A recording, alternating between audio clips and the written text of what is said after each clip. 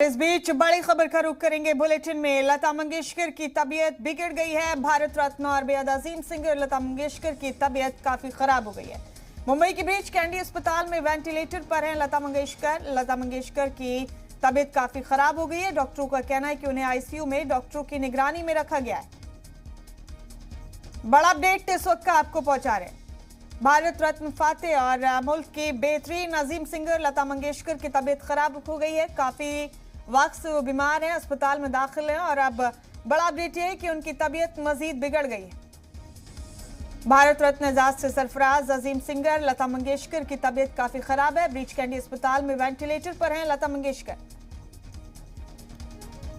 डॉक्टरों का कहना है कि उन्हें आईसीयू में डॉक्टरों की निगरानी में रखा गया है।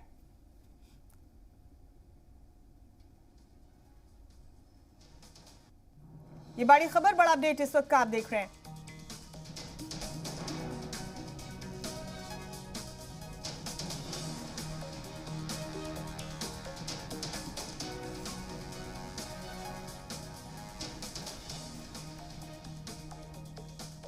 इस वक्त की बड़ी खबर, बड़ा अपडेट आपको मुंबई से दे रहे हैं।